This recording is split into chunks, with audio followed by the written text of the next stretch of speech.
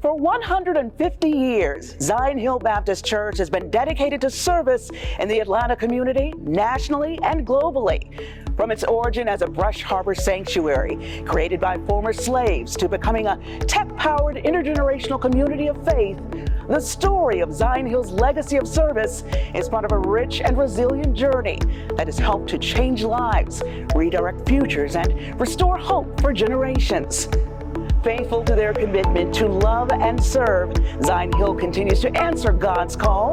Zion Hill is still serving. The Zion Hill story of service begins as part of earliest expressions of Black Christianity in America. In 1787, church pioneers Richard Allen and Absalom Jones left the St. George Methodist Church in Philadelphia, Pennsylvania, in response to racial mistreatment.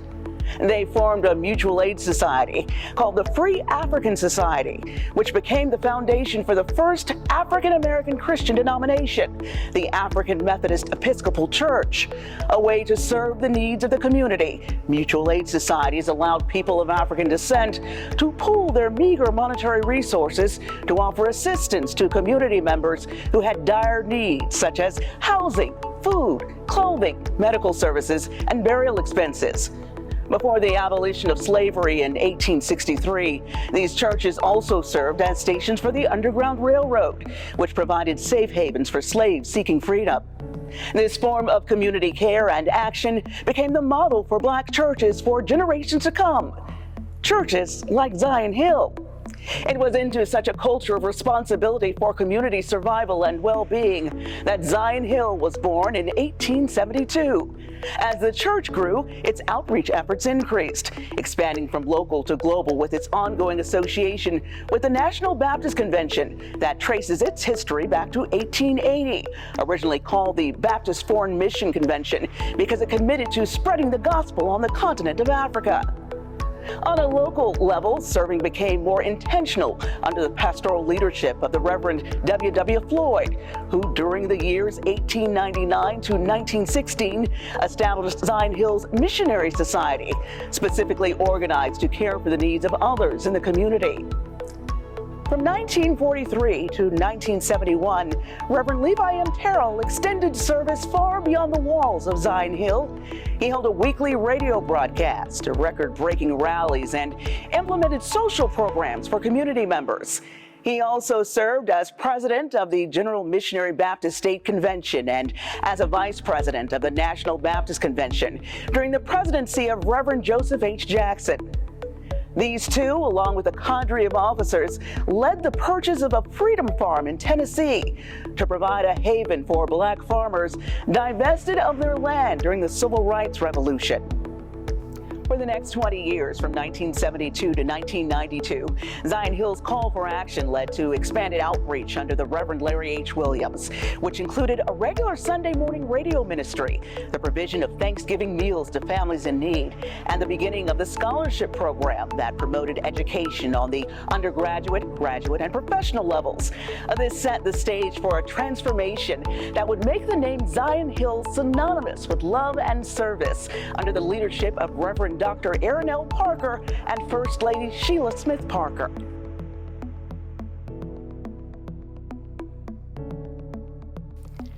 In 1994, shortly after he was installed as pastor, Reverend Parker declared, "There is no working for Christ without working in the community."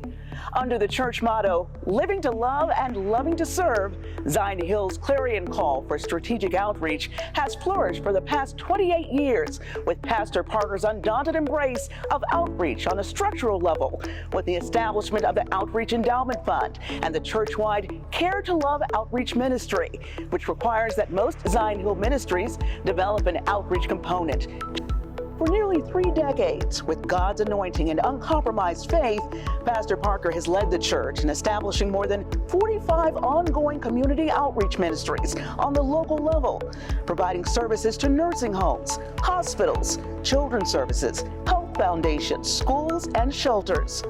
Working to support these community organizations, Zion Hill has provided food, clothing, shelter, companionship, cheer, encouragement, and hope to those who need it most.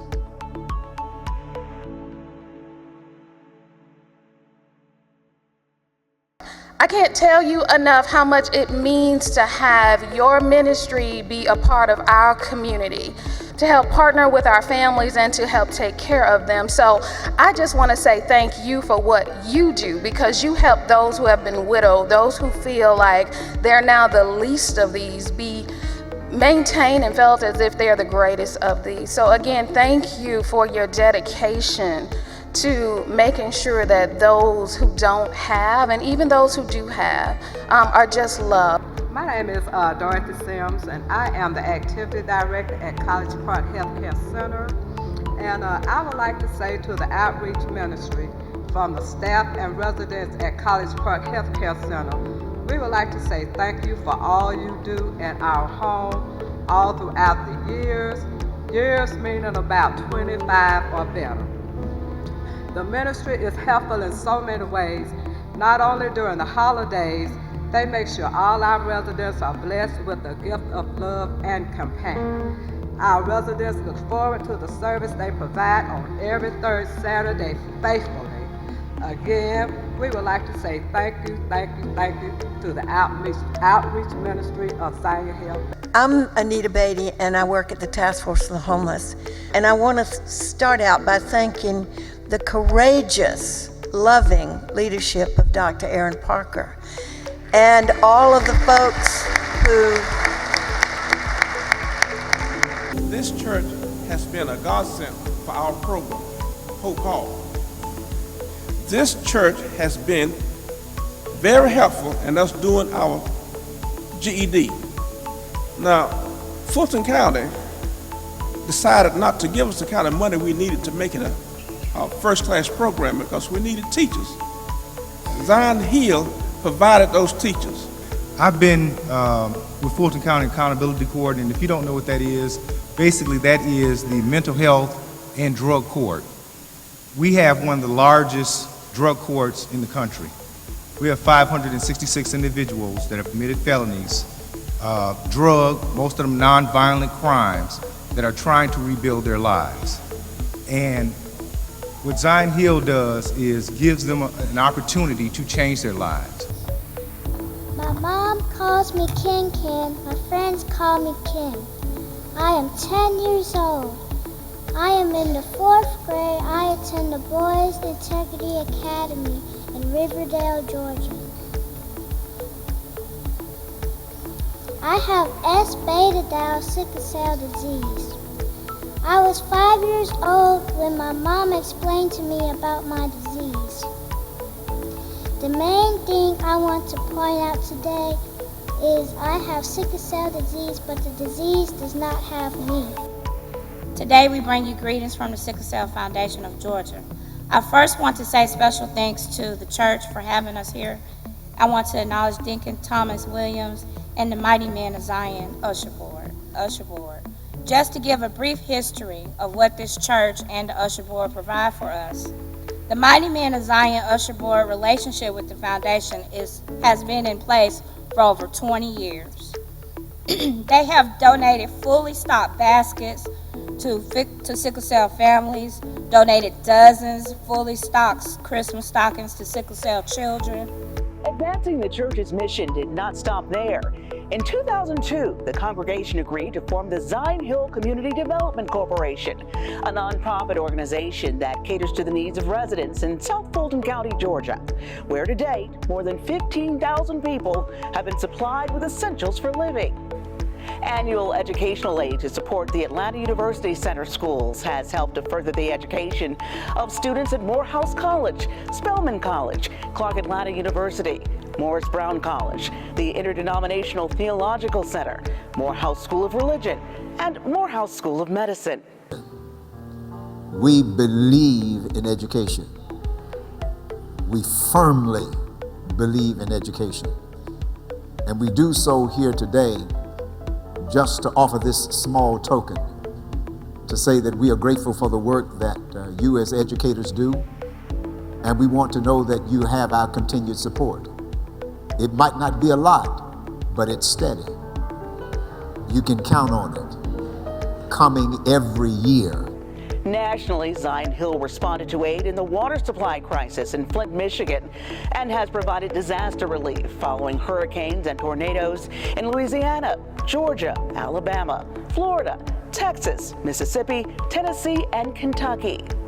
In one of the most critical political climates the nation has seen, Zion Hill held voter registration and educational drives, petitioned members of the United States Congress regarding vital legislation, and participated in several protest demonstrations on behalf of marginalized people. Zion Hill's strategic and intentional outreach has stretched beyond the borders of this nation into the global sphere, providing aid to those suffering from disasters in Haiti, the Bahamas, Jamaica, and several African nations. Following a revealing mission trip to Liberia, West Africa, the church established an ongoing feeding program for the Mission of Hope School in Bong County, providing 2 meals a day for over 300 children and staff. When the devastating COVID-19 pandemic became prevalent in early 2020, Zion Hill, in typical service fashion, transformed into a community hub for education, testing, and vaccinations with respect to the deadly disease. Zion Hill has partnered with Fulton County Board of Health in order to offer COVID-19 vaccines. And we are certainly hoping and looking to do this again, to do it good. And what we understand this to be is that this is just our contribution to the community. We are convinced that numerous lives were saved as a result of these efforts in partnership with various health organizations. Like the ever-growing ripples that form when water responds to impact, Zion Hill's legacy of service continues to spread, demonstrating God's powerful and abiding impact in our lives and that of every single person we serve. For I was hungry, and you gave me food. I was thirsty, and you gave me something to drink. I was a stranger, and you welcomed me. I was naked, and you gave me clothing. I was sick, and you took care of me. I was in prison, and you visited me. In celebration of our sesquicentennial anniversary, 150 years, we continue to diligently, faithfully, and lovingly answer God's call. Zion Hill is still serving.